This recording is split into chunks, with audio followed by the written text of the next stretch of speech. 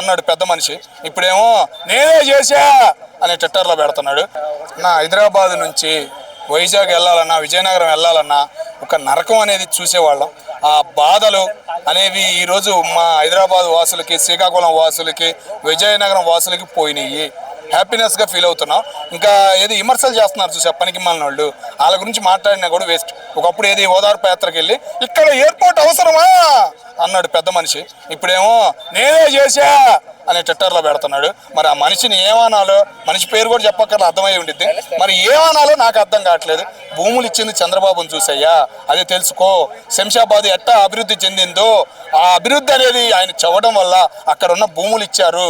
నువ్వు గవర్నమెంట్లో ఏది రాయేసావు, ఏమైనా చేసావు 4 సంవత్సరాల నుంచి? ఫస్ట్ సంవత్సరంలోనే వేసావు. 2019 కరోనాకు ముందే నువ్వు వేసావు, తర్వాత కరోనా అని చెప్పావు, కానీ ఏమైనా చేసావా? ఒక్కడి చేసింది లేదు. కానీ వేసిన రాయికి విలువ అనేది ఇచ్చాడు. అట్లాగే మన మంత్రి గారు అక్కడికి వచ్చి మొత్తం చర్యలు తీసుకున్నారు. ప్రమాణ స్వీకారం చేసిన రోజు నుంచి భోగాపురం పట్టించుకున్నారు మంత్రి గారు. చంద్రబాబు నాయుడు గారిని తీసుకెళ్లి, ముఖ్యమంత్రి గారిని తీసుకెళ్లి అది ఓపెన్ చేయించి ఆయన ఒక పేరు తెచ్చుకున్నాడు అనేది చాలా హ్యాపీనెస్ అనిపించింది. సో దీనివల్ల ఎలాంటి లాభం లేదు, ఆల్రెడీ వైజాగ్లో ఉంది కదా అన్నారు అన్న. వైజాగ్ సిటీ ఎట్లాంటిదో, నువ్వు రాజధాని ఎందుకన్నా? నీకు దాని సంగతి తెలుసు కదా. మరి అక్కడ ఉండకూడదా? ఇక్కడ హైదరాబాద్, చిన్న హైదరాబాద్లోనే 2 ఉన్నాయి అన్న. వైజాగ్ ఎట్లాంటిది అది తెలుసు కదా నీకు. మరి నీకు తెలిసి కూడా నువ్వు మాట్లాడితే ఎట్టా చెప్పు? ఈయన రాజధాని అన్నాడని కాదు.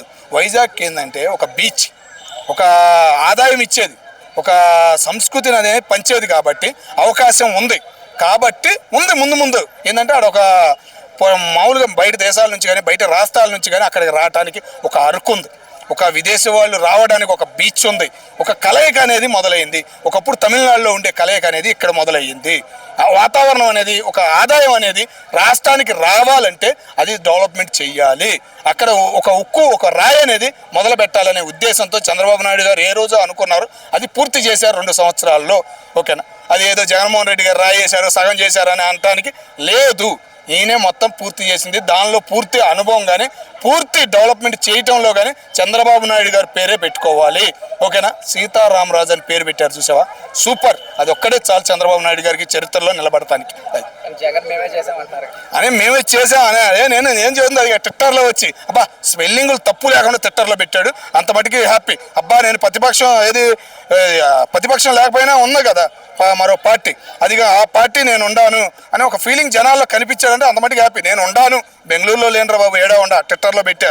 మరి ఆయనే పెట్టాడు, మరి వాళ్ళు ఎవరు పెట్టారు తెలియదు, కానీ నేను ఉండానని అనిపించాడు కదా, అదొక్కడే హ్యాపీనెస్ అనిపించింది. అట్లాగే జీతం తీసుకుంటున్నావయ్యా, అసెంబ్లీకి రాయ్యా, క్వశ్చన్లు వెయ్యయ్యా, ఇంకా హ్యాపీగా ఫీల్ అవుతాము. అది చాలా విషయంలో జగన్ స్పందన అవట్లేక దీనిపైన ఇచ్చారు కదా రెస్పాండ్, ఎందుకు అనుకోవచ్చు? నేను అంటుంది అదే కదన్నా, రాయేసాడు కదా, రాయేసి సెల్ఫీలు తీసి ఉంటాడు కదా, సెల్ ఫోన్లో చూసుకుని ఉంటాడు, అబ్బో నేనే వేసాను కదా అని ఫీలింగ్ ఆయనలో కలిగి ఉంటుంది. అందుకే కంపల్సరీగా ఈవినింగ్కే ట్విట్టర్లోకి వచ్చేసి స్పందించాడు. అది సో ఎయిర్పోర్ట్ వల్ల మనకి బెనిఫిట్స్ ఏముంటాయన్న? చాలా బెనిఫిట్ ఉంటాయన్న. ముందు హైదరాబాద్ వాళ్ళు, విజయనగరం, శ్రీకాకుళం వాళ్ళ కష్టాలు తీరుతాయి. పెద్ద వాళ్ళవి ఏసీ ట్రైన్లు పెట్టినా, బస్సులు పెట్టినా, సంక్రాంతి పండగ కానీ పెద్ద పండగలకు వెళ్ళడానికి పెద్ద వాళ్ళే అల్లాడుతున్నారు.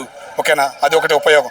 సేమ్ అట్టాగే ఏంటంటే వైజాగ్ అనేది ఒక స్మాలర్ సిటీ, ఒక ఉపయోగపడే సిటీ, ఆంధ్ర రాష్ట్రానికి ₹1 ఇచ్చే సిటీ, ఇంకా డెవలప్మెంట్ చేసుకునే అవకాశాలు అక్కడ కనపడుతున్నాయి. కాబట్టి ఉపయోగపడిద్ది. అది